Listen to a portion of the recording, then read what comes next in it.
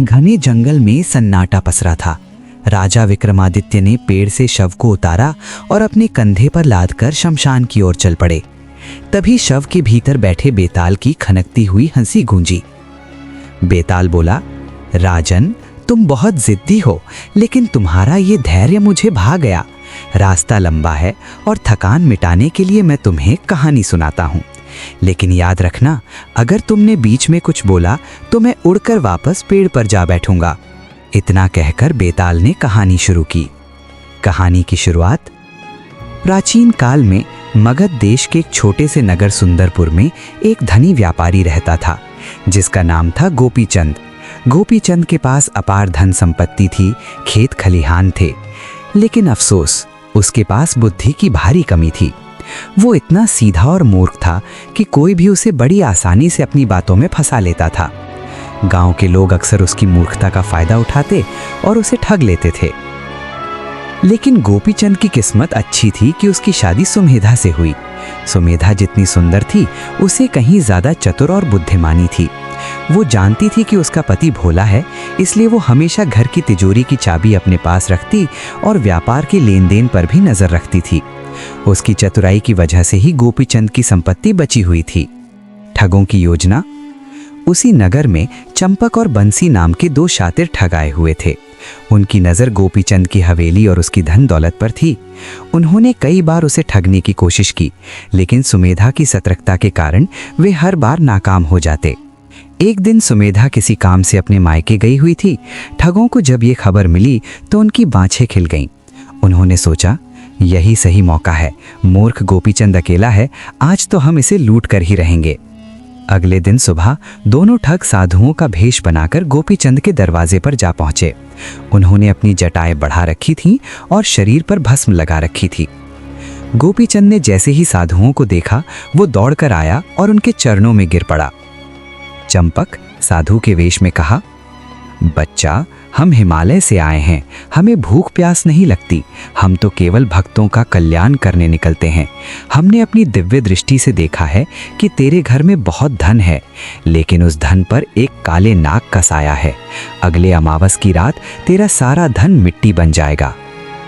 गोपीचंद डर से कांपने लगा।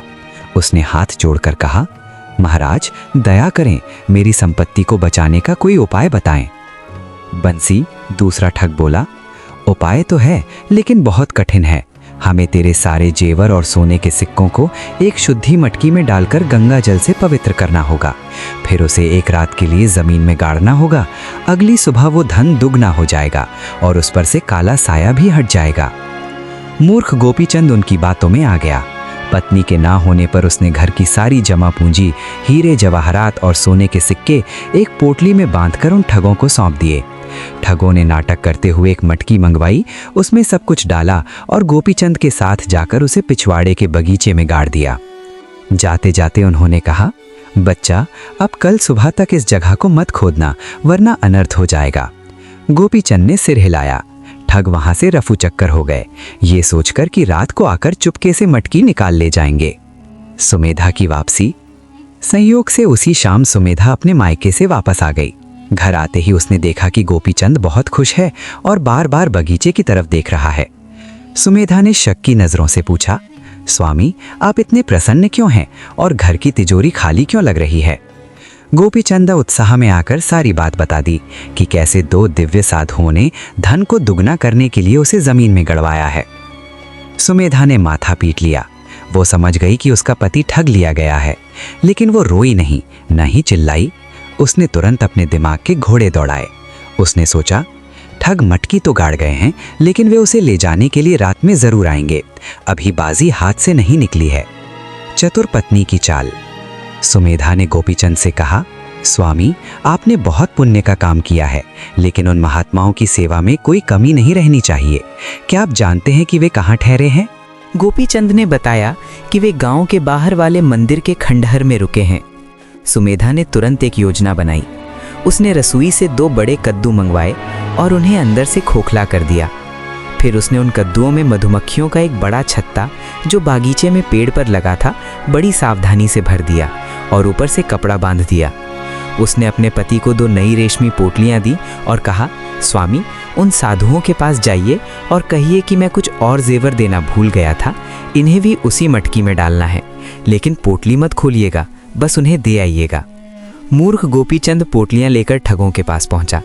ठग उसे दोबारा देखकर खुश हो गए कि मूर्ख और माल लाया है। गोपीचंद ने कहा, महाराज, ये मेरी पत्नी के गुप्त जेवर हैं, इन्हें भी मटकी में डालने के लिए रख लें, मैं इसे यहीं छोड़ जाता हूँ, आप मंत्र पढ़कर डाल दीजिएगा। ठगों ने लालच में आकर वे पोटलियां जिनमें मधुमक्खियों वाले कद्दू थे ले लीं। गोपीचंद के जाने के बाद दोनों ठग खुशी से नाचने लगे। रात हुई, दोनों ठग खंडहर के एक कोने में बैठे। चंपक ने कहा, बंसी, पहले देखते हैं कि इस नई पोटली में क्या माल है। जैसे ही उन्होंने पोटली खोली और कद्दू का ढक्कन हटाया, भन भन करती हजारों गुस्साई मधुमक्खियां बाहर निकल पड़ीं। मधुमक्खियों ने दोनों ठगों पर हमला बोल दिया। वे बुरी तरह चिल्लाए, बाप रे, बचाओ। उनका चेहरा सूज गया, आंखें खुल नहीं रही थीं। वे जान बचाकर वहां से भागे। इधर सुमेधा जानती थी कि वे भागेंगे। उसने पहले ही गांव के कोतवाल यानी पुलिस को खबर भिजवा दी थी कि 2 चोर साधु के भेष में मंदिर में छिपे हैं। मधुमक्खियों से बचकर भागते हुए ठग सीधे कोतवाल के सिपाहियों से टकराए। उनकी हालत और उनके पास मौजूद संदिग्ध सामान को देखकर सिपाहियों ने उन्हें धर दबोचा। उनकी तलाशी लेने पर उनके पास से पुराना चुराया हुआ और भी माल मिला। अंत, सिपाही ठगों को पकड़कर गोपीचंद के घर लाए।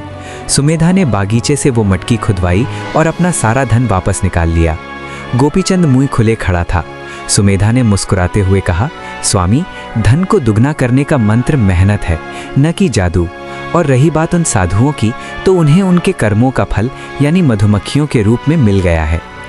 गोपीचंद को अपनी गलती का एहसास हुआ और उसने कसम खाई कि अब वो बिना सुमेधा से पूछे कोई काम नहीं करेगा। बेताल का प्रश्न। कहानी खत्म कर बेताल ने एक गहरा सांस लिया और विक्रम से पूछा, राजन, कहानी तो तुमने सुन ली, अब एक सवाल का जवाब दो। इस पूरी घटना में घर की रक्षा का असली श्रेय किसे जाता है, सुमेधा की चतुराई को या गोपीचंद की मूर्खता को? क्योंकि अगर गोपीचंद मूर्खता करके ठगों को धन न देता और उन्हें दोबारा पोटली देने न जाता तो ठग कभी पकड़े न जाते। सोचकर जवाब देना, वरना तुम्हारे सिर के टुकड़े हो जाएंगे। विक्रम का उत्तर। राजा विक्रम ने बिना पलक झपकाए उत्तर दिया, बेताल, इसका सही उत्तर है सुमेधा की चतुराई। गोपीचंद की मूर्खता ने तो धन गवा ही दिया था, वो तो संयोग था कि सुमेधा सही समय पर आ गई।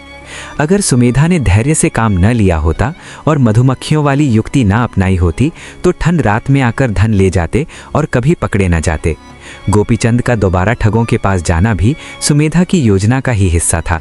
इसलिए रक्षा और न्याय का पूरा श्रेय सुमेधा की तीक्ष्ण बुद्धि को जाता है, जिसने न केवल अपना धन बचाया बल्कि समाज को भी ठगों से मुक्त कराया। निष्कर्ष। विक्रम का उत्तर सुनते ही बेताल जोर से हंसा। बिल्कुल सही जवाब राजन, तेरी बुद्धि भी कमाल की है, लेकिन तूने बोल दिया इसलिए मेरा नियम टूट गया। और इतना कहकर बेताल फिर से हूं हूं करता हुआ आकाश में उड़ गया और उसी पेड़ पर जा लटका। राजा विक्रम ने भी हार नहीं मानी। उसने अपनी तलवार कसी और वापस पेड़ की ओर चल पड़ा। वीडियो अगर थोड़ी भी अच्छी लगी हो तो लाइक करके चैनल को सब्सक्राइब कर लें और ऐसी ही और वीडियोस हमारे चैनल पर आती रहती हैं।